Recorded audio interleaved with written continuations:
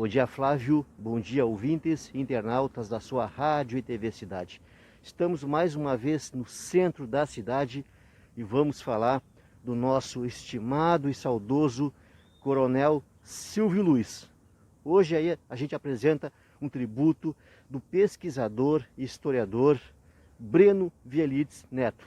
Ele que já nos falou dos fundadores do Hospital Nossa Senhora Aparecida e também falou do saudoso Rui de Castro Neto, o escritor, nada mais, nada menos, e também que auxiliou nos festejos da maior festa realizada em Camaquã em 1951, o centenário dessa estimada cidade.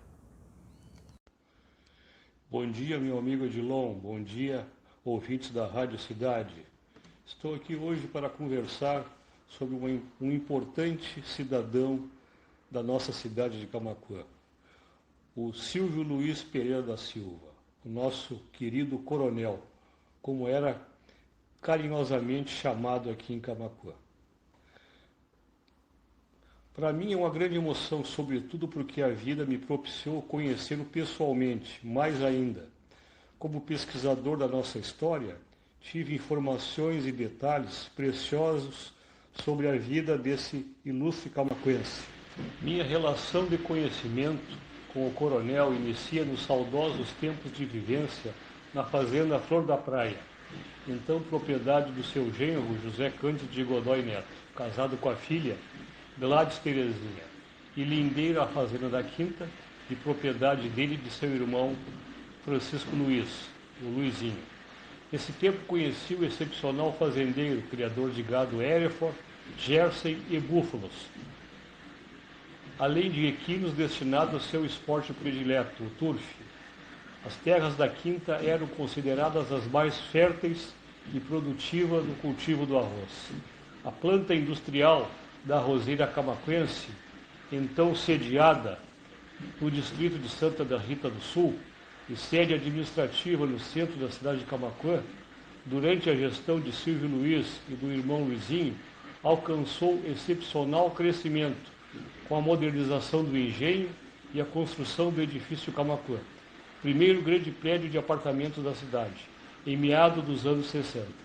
A fazenda da Quinta era um primor em termos de organização e de gestão. Na vida pessoal e na convivência do dia a dia, o coronel era aquela pessoa de um humor fabuloso, brincalhão, gozador, vez por outra irreverente, voz alta, sempre pronto a criar uma história sobre determinada pessoa, no intuito de brincar e alegrar a todos.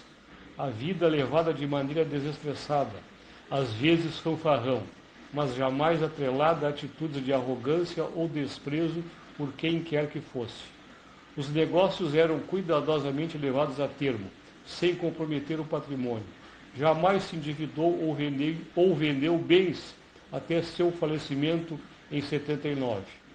Existem muitas lendas inventadas sobre eventuais fanfarronices nos cabarés de Porto Alegre, as quais eram incentivadas por ele próprio no imaginário das pessoas. Prezava pela justiça e pela bondade. Foi um grande praticante de filantropia.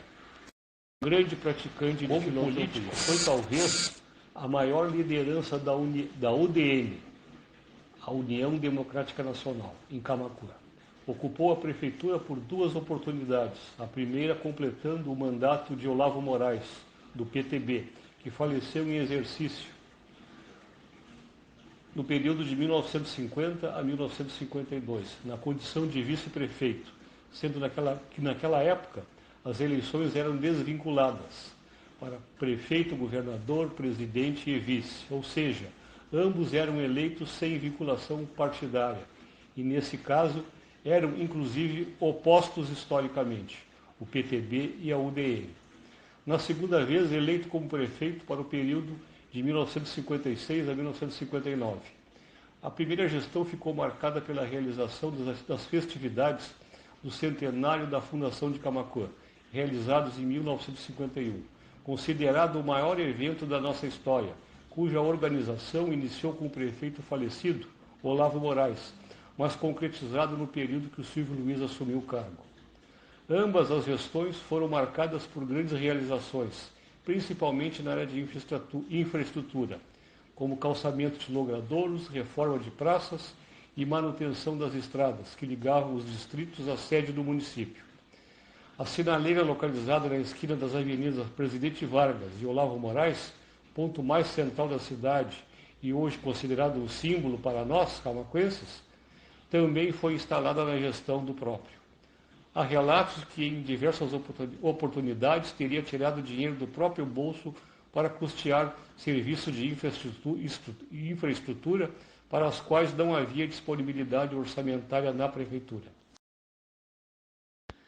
Concorreu mais uma vez à prefeitura nas eleições de 63, sendo derrotado pelo candidato do PTB, Wilson Scherer Dias. Com a deflagração do golpe militar de 64, o prefeito eleito e mais o vereador Tasso Soares Pérez, ambos do PTB, tiveram seus mandatos cassados e presos pelo regime militar. Desse fato, faz-se necessário relatar um episódio. O então prefeito Wilson Dias, ao ser informado de sua cassação e tomado de muita revolta, adotou uma atitude política de muito simbolismo.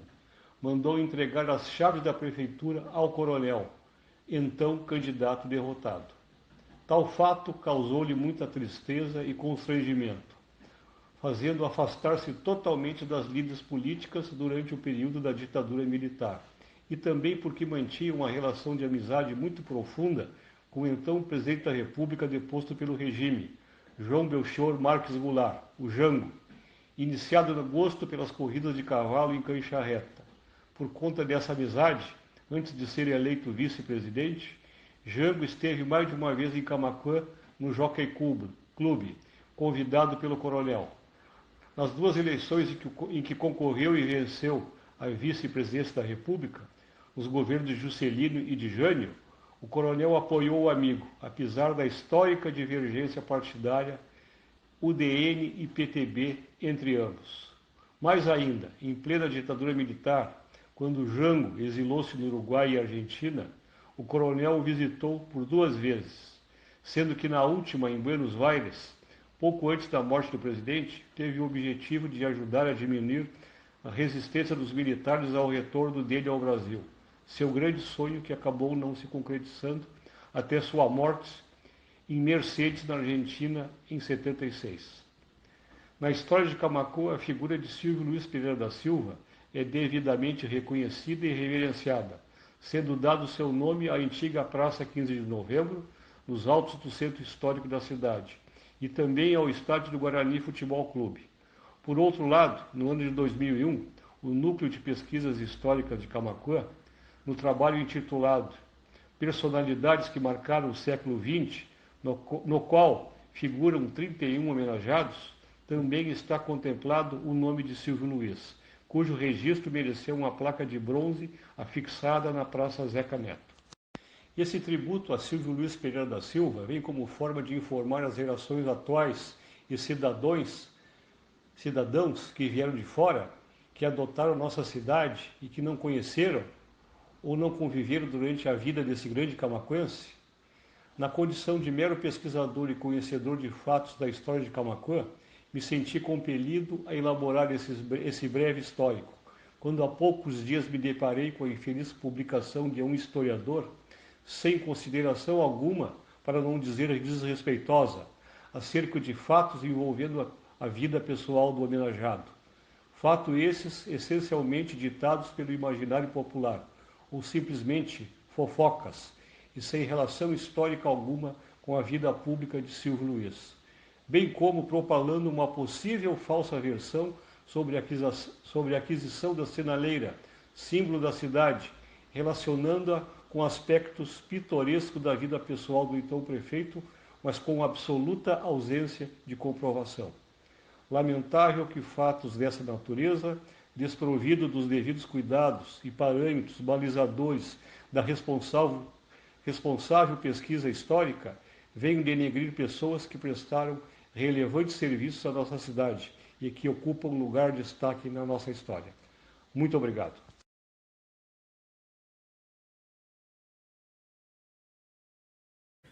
Muito legal, gente, muito legal essa narrativa que a gente ouviu do nosso estimado pesquisador, historiador, Breno Vielites Neto. Até a semana que vem, se Deus quiser, para nós manter esses nossos documentários e também poder custear as nossas despesas que a gente tem, a gente pede que os amigos deixem um Pix para nós continuar. O Pix a chave é 588-5922-5000, tá, pessoal? Dá uma ajudinha aí, qualquer R$1 aí para custear as nossas despesas é bem-vindo. 588-5922-5000. Até semana que vem, se Deus quiser, com mais histórias da nossa estimada Camaquã. Tá, pessoal? Um abraço para todos, um beijo no coração.